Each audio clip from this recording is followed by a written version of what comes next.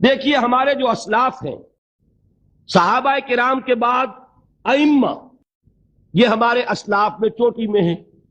ان اسلاف میں، ان ائمہ میں دو بنیادی قسمیں ہیں، ایک محدثین اور ایک فقہاء۔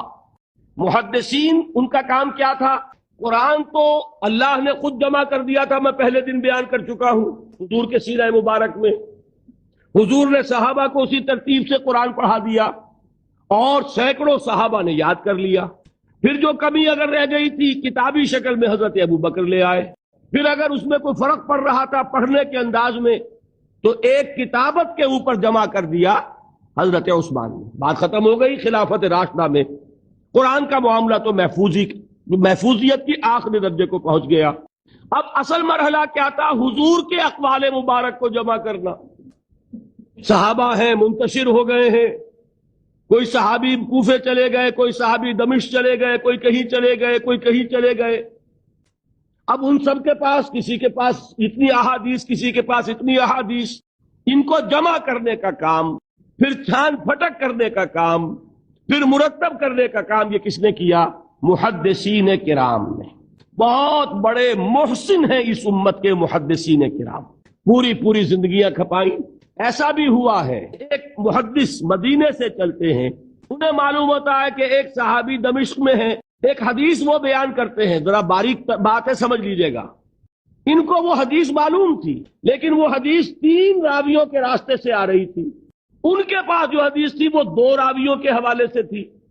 اب وہ جاتے ہیں اور وہ دمشق کا سفر کرتے ہیں صرف اس حدیث کو سننے کے لیے، سواری سے اترتے بھی نہیں۔ میں نے سنا ہے آپ حضور کی یہ حدیث بیان کرتے ہیں، جی ہاں، ذرا مجھے سنا دیجئے۔ سنا دیا، ویسے ہی اپنے اونٹ کی جو ہے گردن موڑ لی کہ واپس، بھائی اترو، ٹھہرو، قیام کرو۔ نہیں، میں صرف ایک حدیث رسول تم سے سننے کے لیے آیا تھا، میں اپنے اس سفر میں کوئی اور مقصد جمع نہیں کرنا چاہتا۔ یہ کام کیا محدثین نے۔ لوگ سمجھتے ہیں جیسے کہ ڈرائنگ رومز میں بیٹھے ہوئے آرام سے کتابیں پڑھتے ہیں، شاید ایسے ہی محدثین کا کام تھا۔ انہوں نے جس طرح زندگیاں لگائی ہیں اور جس طریقے سے حدیث کو جمع کرنے کے لیے مشقتیں جھیلی ہیں، اس کا آج ہم تصور نہیں کر سکتے۔ اچھا، وہ تو محدثین کرام ہیں، ان میں بھی اب ایک کا نام نوٹ کر لیجئے، چوٹی پہ کون ہے؟ امام بخاری، امام مسلم، امام ترمذی، امام احمد ابن حنبل، امام ابن ماجہ، امام ابو داؤد، سب ہیں، لیکن چوٹی پر رئیس المحدثین کون ہے؟ امام بخاری۔ اچھا، اب تیسرا طبقہ ہے ہمارے ہاں، دوسرا، وہ ہے فقہاء۔ قرآن بھی جمع ہو گیا، حدیث بھی آ گئی، اب اس سے احکام نکالنے بھی تو ہے نا، استدلال کرنا ہے، حدیثوں کو جوڑنا ہے، قرآن کے ساتھ ان کا ربط تلاش کرنا ہے، اور پھر کوئی حکم تلاش کرنا ہے، اجتہاد کرنا ہے۔ یہ کام جنہوں نے کیا انہیں ہم کیا کہتے ہیں؟ فقہاء کرام۔ اور ان میں بہرحال جو لوگ یہاں جمع ہیں، مجھے یقین ہے کہ وہ اس بات کو تسلیم کرتے ہوں گے کہ ان میں چوٹی پر ہیں امام ابو حنیفہ رحمۃ اللہ علیہ، امام اعظم۔ پوری دنیا نے تسلیم کیا ہے کہ قانون کا جتنا سینس امام ابو حنیفہ کو ہے، قانون ایک علیحدہ شے ہے، اخلاقیات علیحدہ چیز ہیں۔ ایک شے کا اخلاقی تقاضا کچھ اور ہے، قانونی تقاضا کچھ اور ہے۔ آپ کو کسی نے تھپڑ مارا، اخلاقی تقاضا کیا ہے؟ معاف کر دو بھائی، اور قانونی تقاضا کیا ہے؟ جوابی تھپڑ رسید کرو، اس لیے کہ اگر یہ نہیں کرو گے تو اس کی ہمت افزائی ہوگی، یہ کسی اور کو بھی تھپڑ مارے گا۔ میں اپنا احساس عرض کر رہا ہوں، اور دنیا میں جو بات مانی گئی ہے کہ جس کا نام لیگل سینس ہے، قانون کا ایک فہم، اس میں دنیا کا کوئی شخص مقابلہ نہیں کر سکتا امام ابو حنیفہ کا۔ آپ صحابہ کو ان سے مستثنیٰ کر دیجئے، ظاہر بات ہے انبیاء اور رسولوں کا معاملہ نہیں ہے، تو باقی انسانی نوع انسانی کے اندر امام ابو حنیفہ کا پلے کا کوئی شخص، ان کے برابر کا کوئی شخص قانون کا فہم رکھنے والا آج تک پیدا نہیں ہوا۔ تو سید الفقہاء کون ہوئے؟ امام ابو حنیفہ۔ اور رئیس المحدثین کون ہے؟ امام بخاری۔ یہ ساری جو میں نے اس وقت آپ کو تمہید بیان کی، وہ اس مسئلے کے لیے پریشان کن مسئلہ یہ ہے کہ امام ابو حنیفہ کی طرف یہ بات منسوب ہے کہ وہ یہ فرماتے ہیں الایمان قول، ایمان نام ہے صرف قول کا، عمل اس میں زیر بحث نہیں آتا، ولا یزید ولا ینقص، وہ ایمان نہ گھٹتا ہے نہ بڑھتا ہے۔ اب دوسرا سٹیٹمنٹ سنیے، وہ ہے امام بخاری کا، رئیس المحدثین کا، الایمان قول وعمل، ایمان نام ہے قول اور عمل کے مجموعے کا، قول اور عمل دونوں چیزیں ایمان میں شامل، وَيَزِيدُ وَيَنْقُصُ، وہ گھٹتا بھی ہے بڑھتا بھی ہے۔ ایک مسلمان کو پریشان ہو جانا چاہیے کہ نہیں؟ ایمان جیسی بنیادی بات، سارا قصر تو یہیں سے تعمیر ہونا ہے، جڑ بنیاد ایمان ہے۔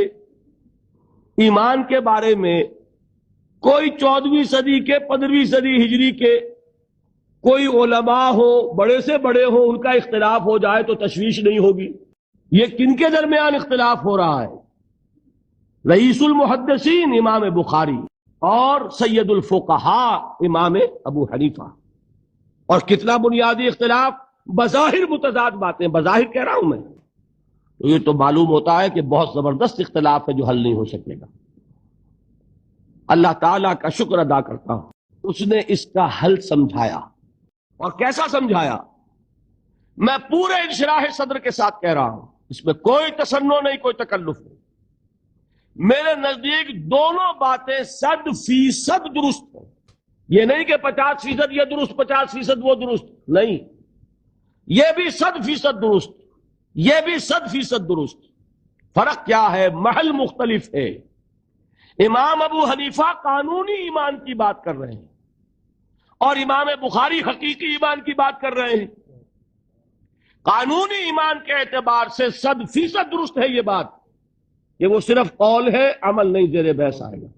ایک شخص نماز نہیں پڑھتا کافر نہیں ہے، نماز کا منکر ہو جائے کافر، زکوٰۃ نہیں دیتا فاسق ہے، فاجر ہے، کافر نہیں ہے، زکوٰۃ کہہ دے کہ ہے ہی نہیں دین میں، کافر۔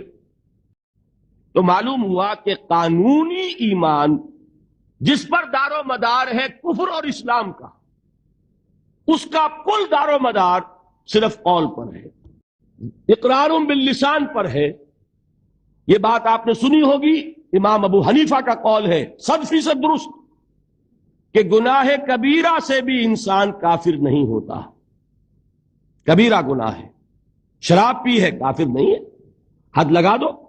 حضرت عمر نے اپنے بیٹے پر حد جاری کی، ایک مرتبہ مصر میں حد جاری ہو چکی تھی، لیکن حضرت عمر کو احساس ہوا کہ وہاں شاید رعایت کی گئی ہوگی خلیفہ کے بیٹے پر حد جاری کرنے میں، لہذا پھر بلایا اپنے پاس اور دوبارہ حد جاری۔ اگر کسی سے زنا ہو گیا ہے، میں آپ کو واقعہ سنا چکا، غامدی خاتون کہ ذرا کسی نے کہہ دیا بے حیا عورت تھی، تو حضور نے کیسی ڈانٹ پلائی ہے، اتنا اس کا رتبہ بیان کیا ہے، اس نے تو وہ توبہ کی ہے کہ مگر مدینے کی پوری آبادی پر اس کو تقسیم کر دیا جائے تو سب کی نجات کے لیے کافی ہو جائے۔ البتہ حقیقی ایمان، اب یہاں زمین و آسمان کا فرق آ جائے گا۔ ایمان دل میں اتر جائے تو کون نہیں جانتا کہ دل میں جو بات اتر جائے وہ عمل پر ضرور اثر انداز ہوتی ہے۔ یہ بات سیدھی سی ہے، دل میں یقین ہو، عمل اس کے مطابق ہوگا۔ 2 اور 2 4 کی طرح مثالیں دے دوں آپ کو۔ آپ کو یقین ہے آگ جلاتی ہے، آپ ہاتھ ڈالتے ہیں اس میں، کیوں؟ یقین ہے کہ جلاتی ہے، لہذا کوئی شخص ہاتھ نہیں ڈالے گا، غلطی سے پڑ جائے تو پڑ جائے، جان بوجھ کے کون ڈالے گا؟ اچھا، میں بلکہ یہاں تک کہا کرتا ہوں کہ یقین تو بڑی دور کی شے ہے، گمان بھی ہو، گمان، اس کا نتیجہ بھی عمل میں نکل آتا ہے۔